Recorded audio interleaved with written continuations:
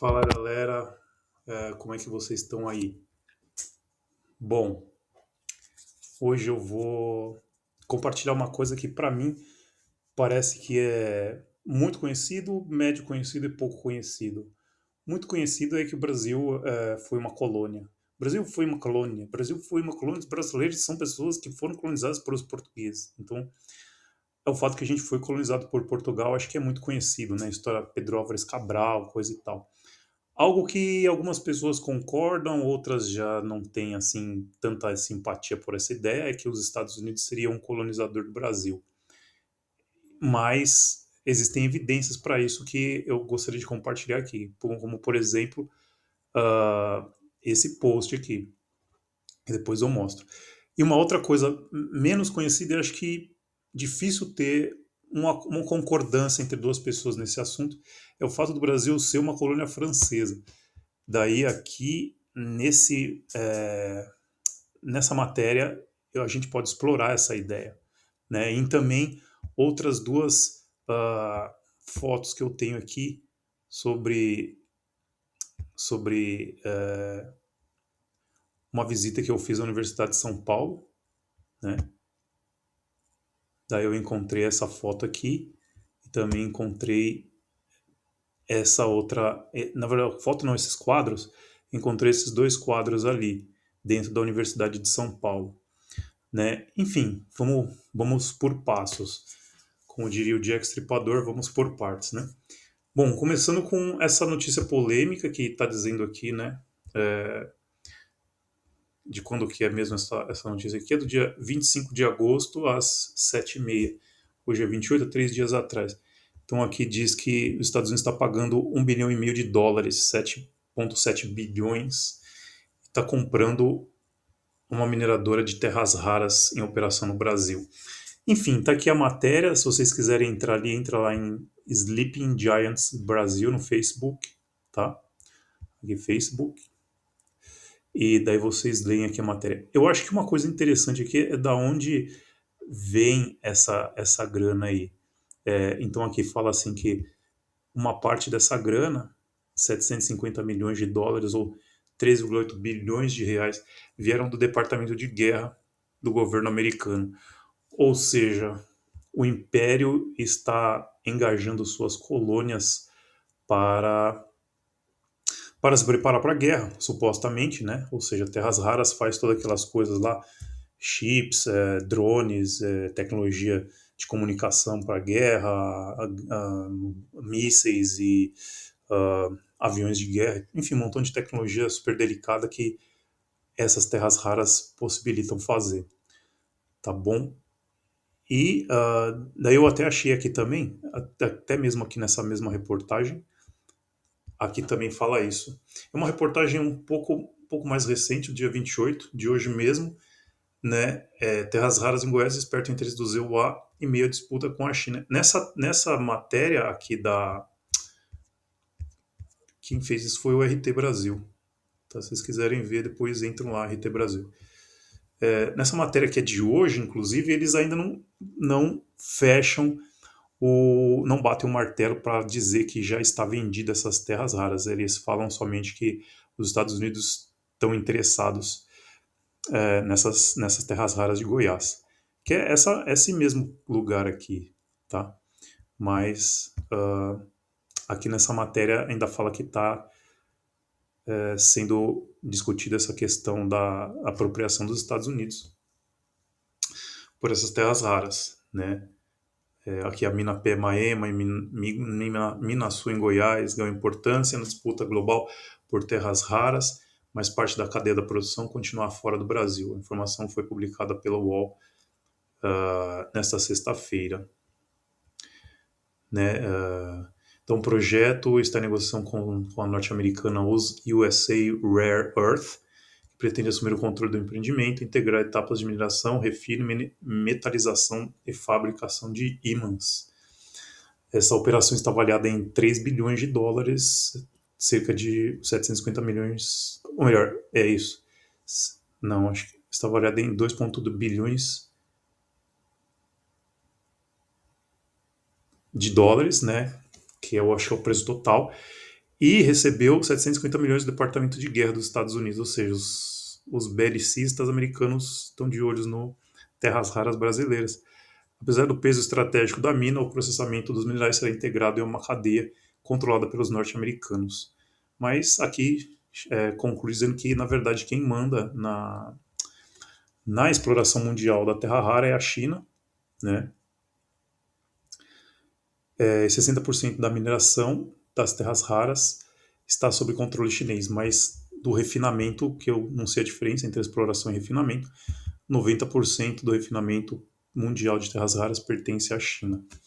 Então, enfim, isso meio que já põe essa ideia, né, de que Brasil colônia dos americanos, algo mediamente, né, consensual entre as pessoas. Agora vamos aí ao que seria pouco consensual, né, que seria o fato do Brasil ser uma colônia francesa. Daí tem essa matéria aí, né, exploração à vista, França cria a Comissão de Minerais Críticos do Brasil. É aquele velho papo, né? Vamos fazer uma comissão para discutir os minerais do Brasil, mas ninguém vê brasileiros fazendo uma comissão para discutir recursos franceses. Nós brasileiros queremos discutir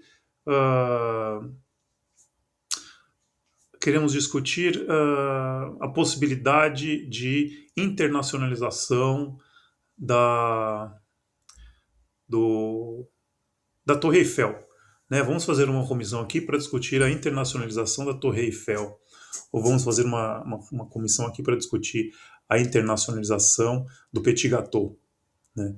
Ou qualquer recurso, enfim, você vê que não tem nem como falar o que esses caras podem ter. Vinho francês, talvez, para fornecer, enfim, talvez seja falta de conhecimento meu, mas não tem como falar o que esses caras têm de recurso para fornecer. Porque tudo que a gente conhece é que eles estão pegando dos outros, ou eles estão ali nas colônias africanas, pegando coisa e deixando destruição e deixando miséria, ou eles estão aqui no Brasil querendo discutir quem é que vai e o que vai ser feito, quem é que vai controlar e o que vai ser feito com as terras raras brasileiras, assim, né? Então, enfim, isso é uma vergonha, lamentável. Não teria nem como discutir essa questão em termos de expressão de soberania de um país, no caso do Brasil. Mas vamos ver o que a matéria fala, né? E o final da matéria é bem interessante, mostra um dos resultados da presença francesa em uma das colônias, onde eles foram com essa bonitíssima, né, linda, cheirosa intenção de discutir os recursos naturais dos determinados locais onde eles colonizam. No final da matéria fala isso, mas vamos ver aqui a matéria em si. Então a Câmara de Comércio França-Brasil vai aproximar empresas, governos e investidores, centros de pesquisa dos dois países. Daí está aí o grande Emmanuel Macron, que é casado com uma mulher homem, supostamente, dizem as más línguas, e o presidente Lula, que, enfim, fez um papelão de ficar brincando de rolar no chão na França, lá com o Emmanuel Macron, uma visita que ele fez ali para a França. Ou seja, né, bem providencial ficar brincando de rolar no chão ali com o Emmanuel Macron, né? Sendo o bonito aqui, bonito não, essa coisa aqui, o rapaz, um dos imperialistas que controla o Brasil, supostamente, será que sim? Então vai lá, o presidente rola no chão para brincar com ele. Bom, vamos aqui. Então a Câmara de Comércio França-Brasil, no dia 26 de agosto, durante a feira Exposibran, em Minas Gerais, lançou, né, agora dia 26, uma comissão de mineração voltada à cooperação entre Brasil e França de terras raras. Essa informação foi publicada na imprensa especializada.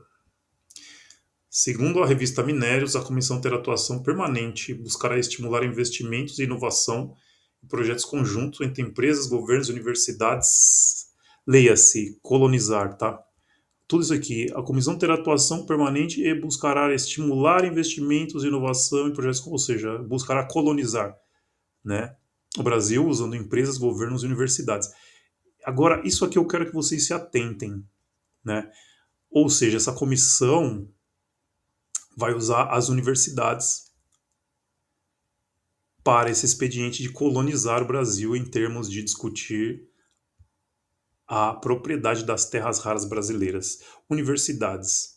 Eu estive dentro da USP e encontrei uma coisa bem interessante sobre a utilização de universidades para esse expediente colonizatório, colonizador, né, do senhor Emmanuel Macron para com o senhor Lula, que se não fizer nada vai entregar o Brasil como uma colônia de terras raras para a França, tá?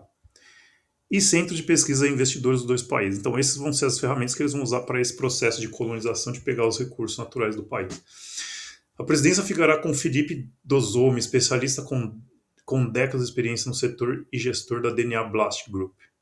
Não queremos apenas criar mais um fórum de discussões, queremos construir uma plataforma permanente de cooperação entre França e Brasil, afirma Dozome. Leia, queremos colonizar o Brasil por largo prazo, por longo prazo, não só por pouco prazo. Até porque estamos à véspera de um possível conflito sem data para encerrar com a Rússia, com o Irã, e talvez com a China também. Então seria muito interessante que tivéssemos, né, uma fonte de terras raras por um longo prazo, para a gente ter uma certa vantagem nesse conflito com essas nações. Entre as primeiras iniciativas está o workshop Minerais Críticos, Terras Raras e a Nova Geopolítica Industrial, que reunirá especialistas brasileiros e franceses para discutir o setor em meio à crescente disputa internacional por minerais estratégicos. Ou seja, a França querendo garantir ali que sua colônia não vai ser, não vai flertar com outros interessados, né? Exploração à vista. Daí isso aqui fica um pouco já tendencioso, né? Uma vez que a RT pertence à Rússia e eles, é claro, têm interesse nas terras raras brasileiras também, então eles fazem esse comentário parcial, representando a opinião deles e a posição deles, né, dos russos. Exploração à vista. A iniciativa ocorre em meio a críticas históricas à atuação econômica francesa no sul global, especialmente no setor de recursos naturais no continente africano. O Níger é um dos casos mais recentes. Segundo dados apresentados pelo governo do país e reproduzidos pela RT em francês, RT na língua francesa, entre 71 e 2024, 86% das receitas da exploração de urânio teriam ficado com a empresa francesa Orano, enquanto 9,2% correspondido ao Estado africano do Níger. Então, ou seja, os franceses chegaram muito entre 71 lá no Níger com esse papo de fazer uma comissão para discutir, né, o urânio do Níger. E no final, em 2024, o que aconteceu? 86% ficou com a Orano, empresa francesa, e 9,2% ficou com o Níger. Enfim, espero que os brasileiros, que nós brasileiros não sejamos imbecis, sabe? Que esse senhor aqui possa utilizar toda a habilidade diplomática que ele tem, de um gigante diplomático, para não deixar com que o Brasil seja a nova Níger, né, com relação aos interesses do Emmanuel Macron nas terras raras que nesse momento estão sob a presidência do Lula, né? Então, enfim, que coisa, né? Os seres humanos e suas ambições. Mas daí eu entrei para vocês um destaque aqui nesse termo universidades. Queria compartilhar com vocês uma coisa que eu vi com os meus próprios olhos num determinado prédio que tem ali. Aqui a gente está na Universidade de São Paulo, né? Tem um prédio gigante ali que né, aqui, não sei se vocês conseguem localizar aqui um mapa. Aqui está a Raia, né? E aqui está o Instituto de Psicologia. O que eu quero mostrar para vocês é aqui, né? Instituto Pasteur, que fica aqui bem perto do Instituto de Psicologia, né? Instituto Pasteur de São Paulo. O Instituto Pasteur de São Paulo, para quem não conhece, vamos ver se ele abre aqui uma imagenzinha, a gente poder mostrar aqui para vocês. Parece que ele está conseguindo, hein? Tô girando a manivela aqui parece que está funcionando. Mas acho que vai aparecer sim. Enfim, a manivela também é uma tecnologia bastante útil e eu não recomendo desprezo pela tecnologia da manivela, mesmo nos tempos onde ah, todas as coisas são quase que touchscreen, né, e mais avançados. Mas vamos que vamos aqui no Instituto Pasteur, ver se a gente consegue ver uma imagem desse Instituto Pasteur. Exatamente, esse é o prédio que eu quero ver. Esse prédio aqui, o interessante dele é que constantemente as iniciativas estudantis e funcionais, os funcionários, né, da universidade, eles se juntam aqui nessa escadaria para fazer manifestação e passeata, né? Enfim, se um dia vocês forem para lá, caramba, o que aconteceu aqui? Ah, nossa, já não sei mais onde eu tô. Deixa eu voltar.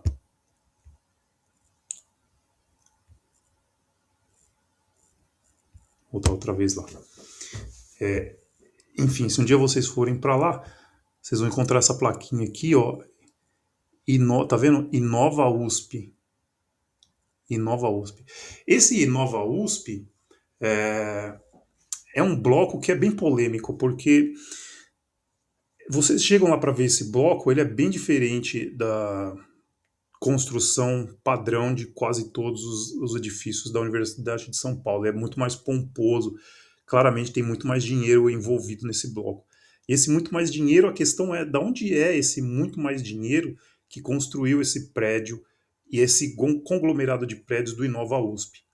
Né, que quando você está andando por lá, você vê que são pessoas mais brancas, né, já demonstrando aí um caráter racista, são pessoas mais brancas do que das que costumam frequentar os outros prédios antigos da USP. São pessoas ali tem muito mais presença estrangeira, né, nesses blocos, nesse conglomerado de prédios do que nas outras unidades. Enfim, tem um aspecto ali, é como se a iniciativa privada tivesse se apropriado desse território da universidade para estabelecer ali os seus interesses. O que é um absurdo, né? Se você for pensar, tudo isso aqui pertence ao contribuinte, né? Ao pagador de imposto do povo do Estado de São Paulo e do Brasil. E esse contribuinte estaria de acordo com que pessoas que nunca deram um centavo para a manutenção desse espaço se apropriarem de uma grande área nesse lugar e passarem ali a estabelecer suas atividades e sem uma inclusividade para pessoas brasileiras, né? Ou seja, quais são as diretrizes que regem o acesso a essa unidade, né, desses prédios que têm o dinheiro estrangeiro envolvido. Né, isso é tudo muito complicado, muito polêmico. Tanto que aqui nessas escadas, vocês veem na foto, muitas vezes alunos em greve e o funcionalismo mesmo da universidade se junta aqui para dizer que o espaço público pertence ao cidadão e que essas pessoas aí estão sendo vigiadas, que eles fiquem muito atentos, porque, né, essas manifestações estão de olho na utilização e nas iniciativas que essas pessoas iniciativas privadas, estão fazendo desse espaço público, né? Então, enfim, em uma das minhas, eu cheguei a entrar nesse lugar aqui e eu vi duas coisas muito interessantes que eu vou compartilhar com vocês. Uma delas é isso aqui. Acho que foi no último andar que eu vi isso aqui. Mas enfim, eu não acho que seja uma coisa muito difícil de acessar. Se você for até a USP e sair andando lá por dentro, você chega até. Se bem que tem essa questão, né? Porque é difícil até entrar nesse lugar, mas se você conseguir entrar, você pedir uma licença para isso, você vai encontrar lá no último andar esse. Ou até pergunta, né? Onde fica o Instituto Pasteur? Né? Daí a pessoa vai te falar, vai até lá. Daí você vai encontrar esse quadrinho aqui, olha que bonito. Né? É um quadrinho que diz o Instituto Pasteur de São Paulo foi inaugurado, deve ser, eu não sei francês, você sabe, me corrija, a été inauguré par, né, Monsieur Emmanuel Macron, presidente da República Francesa. Então o senhor Emmanuel Macron esteve ali nesse prédio e ele inaugurou esse espaço dentro da universidade pública, né, se apropriando desse andar desse prédio para um expediente francês que é o Instituto Pasteur. Então, o senhor Emmanuel Macron esteve ali para se apropriar de um espaço dentro da sua colônia, né, que é paga pelos contribuintes paulistas e brasileiros, né, para que ele possa exercer ali a sua iniciativa, né, bem intencionada, de colonizar o país, de colonizar o Brasil, né, e usando para isso várias ferramentas, uma delas a universidade, conforme a gente viu aqui, né. Então, segundo a revista Minérios, essa comissão que vai se apropriar das terras raras do Brasil, vai ter atuação permanente, buscará estimular investimentos de inovação e projetos conjuntos, ou seja, colonizar entre empresas, governos e universidades. Então, as universidades estão sendo utilizadas para esse empreendimento de interesse do senhor Emmanuel Macron nas terras brasileiras. E aqui está uma prova disso, dentro da própria Universidade de São Paulo, nesse prédio, né, nessa aberração.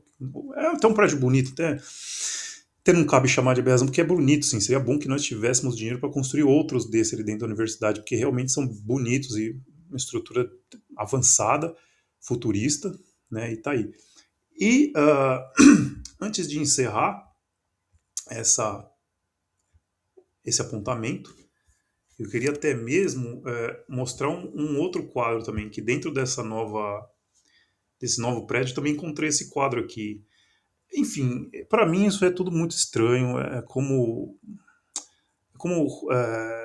coisas aberrantes, porque eu sou de um tempo em que pessoas que utilizassem universidade pública com intenções privadas podiam ser presas, né? Professores podiam perder a carreira, perder o cargo e tudo isso. E agora a gente vê um tempo atual, uma contemporaneidade, onde o Itaú, né, se apropria de espaços públicos. Universidade de São Paulo, Centro de Ciências Dados, C2D Inova. A Universidade de São Paulo agradece ao Itaú. Enfim, antigamente seria, no meus tempos seria assim: a Universidade de São Paulo denuncia e processa o Itaú pela criação do Centro de Ciência de Dados, mas hoje em dia a universidade agradece. Então o Itaú põe dinheiro dentro da universidade pública para fazer o quê? O Centro de Ciência de Dados, C2D, inova nas dependências do Inova USP, com o objetivo de desenvolver pesquisas de ponta na USP e permitir capacitação de pessoas na área, fomentando o ecossistema de ciência de dados do país e possibilitar uma boa exploração do país por meio de estrangeiros e colonizadores, cuja intenção é controlar os recursos, inclusive as terras raras. Isso tudo foi feito, né? Essa fundação do Itaú ali foi feita em 2018. Então você vê que a gente não tem que ter cuidado só com o colonizador estrangeiro. Temos que ter cuidado também com, com essas corporações brasileiras cuja a intenção não é reafirmar a soberania do país para os próprios brasileiros, né? E sim abrir um grande portal para que estrangeiros possam deitar e rolar, se banquetear com os recursos nacionais. Enfim, isso é o que me parece, isso que eu queria deixar aqui dito para vocês. Encerramos aqui então essa comunicação.